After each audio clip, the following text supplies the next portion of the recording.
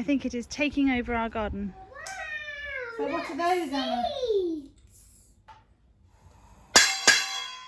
That's a loud noise, isn't it, George? Hi, I'm Emily. And I'm Kate, and we make videos all about nature, the environment, gardening and cooking things that we grow in the garden.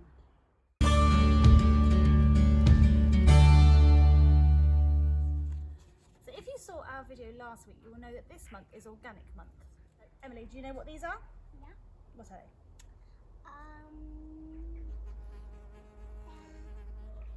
Eggs inside. They're eggs. So I thought I was doing enough just by buying free-range eggs. And I wanted to look into what the difference was between free-range and organic eggs to see if they were actually any better. And because organic eggs are so much more expensive, I wanted to find out why they were so much more expensive. So I found out that there are 5 main differences between free-range and organic eggs. Number 1, organic chickens have more room. Organic chickens are kept in flocks of about 2,000 to 3,000, whereas free-range chickens can be kept in flocks of up to 16,000. Caged chickens can be kept in flocks of up to 100,000. Number 2, organic chickens can go out more. Organic chickens have a lot more space outdoors, and they are allowed to go outdoors whenever they like, and they are sent outdoors from an earlier age than free-range chickens. Organic chickens are looked after better. With organic chickens, beak trimming is banned, whereas in other systems, chickens' beaks are trimmed to reduce the damage caused to other chickens. But this only happens because they're in such large flocks and they have such little space. So because organic chickens have more space, they don't need their beaks trimmed, but they don't cause as much damage to other chickens anyway. Number 4, so with organic chickens, there are no routine use of antibiotics. In free-range and cage systems, chickens are often given antibiotics routinely to prevent any illnesses, whereas organic chickens are only given antibiotics if they need them. Number 5, organic chickens are given a GM-free diet. So organic chickens' food is not genetically modified, which means that it is better for them, it's better for their diet, and it keeps them healthier.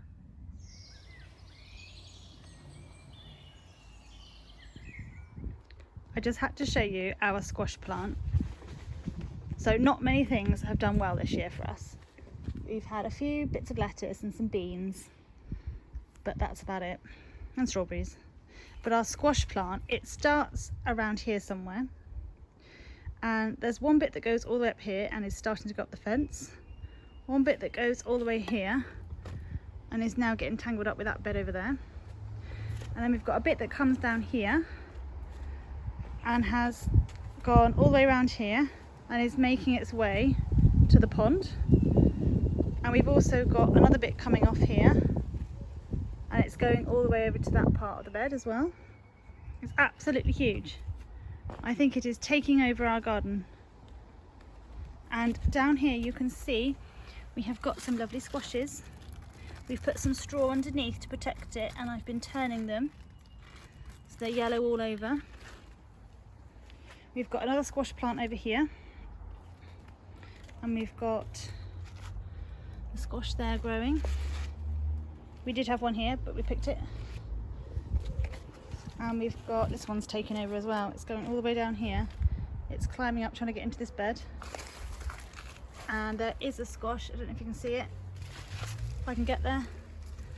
There is a squash down there as well. So we've just come to pick our squash. Looking very good. So Emily, you hold the camera.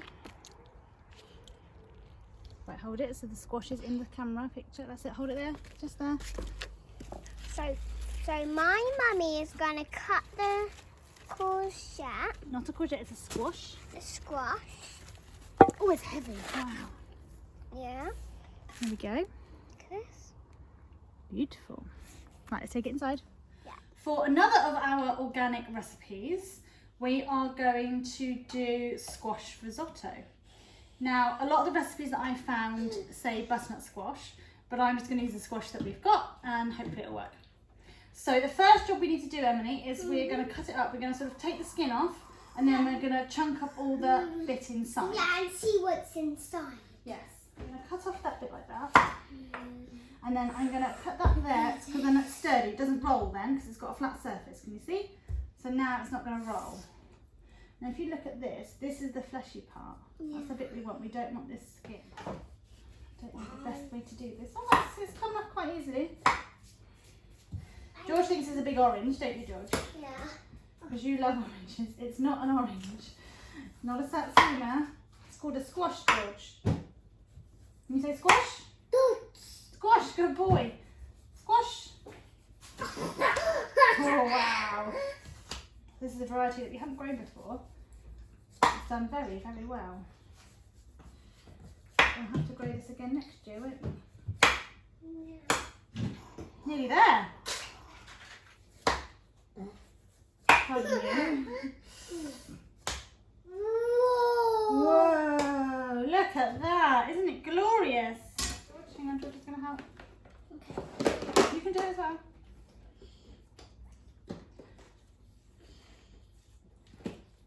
So now I'm going to chop it up. Yeah. Like this. Wow! So what are those, Emma? Seeds. Want to use a spoon, Emily? Yes. Here, use your knife, use a spoon. Do you want one?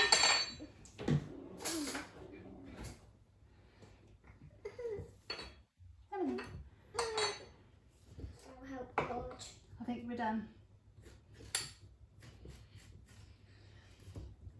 Very slippery. Yeah. It's really hard. Right, I think we're done with that one. Those seeds are really cool. Maybe we should keep a seed. Well, I've cut into them now. Right, so now I'm going to put it this way because it's flat. So right, I'm going to chunk it now Yeah. into chunks. There's going to be a lot of squash. So we've got some of the seeds. We will give them a wash and see if we can plant them and see if we can get another squash. Yeah. Let's put them in the pot. So that one now.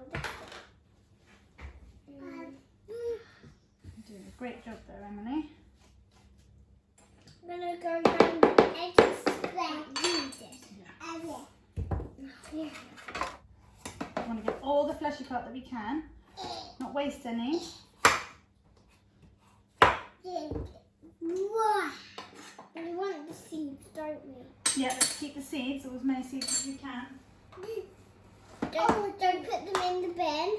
There's going to be a lot of squash. Yeah, there is. Maybe we can keep some for the risotto and maybe make a soup. Yes. Yes, George, is that a good idea?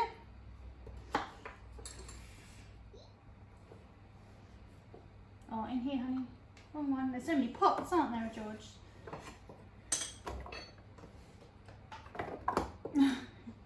Good shot, Josh. Up, good shot. Oh, you missed. Missed. Spread it out. So let's just put a little bit of oil in. Right, spoons away. Just to help it along its roasting way. Spread. Now spread them all out. And now we're going to put that in the oven to roast for a little while. Okay? See how we get on.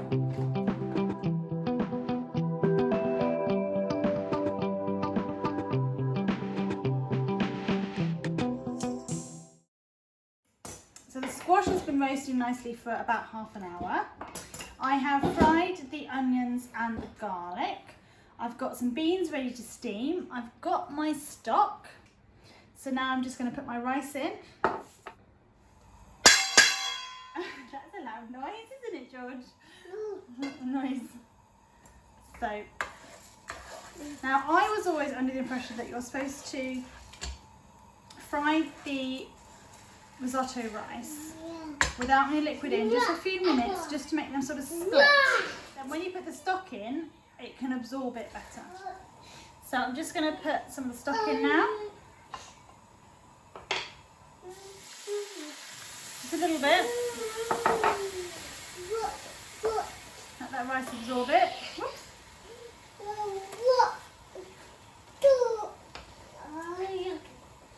There we go, a bit more.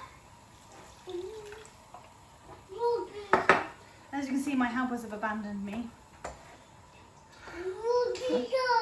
So I've got one helper back, but I don't know how much help you're going to be.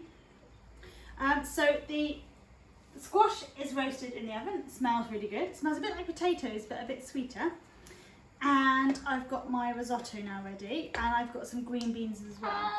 It's late now, so George is feeling a little bit tired, a little bit cuddly, aren't you? So now we've just got to plate everything up. And there is our organic squash risotto. We've got squash from the garden, and the beans are also from my mum's garden. So those are both organic. And I've got enough squash left for a roasted squash soup.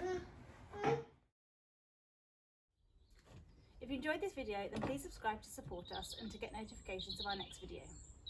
Next week, we are going to be continuing looking at Organic Month, and we will be trying to look into more affordable ways of buying organic food.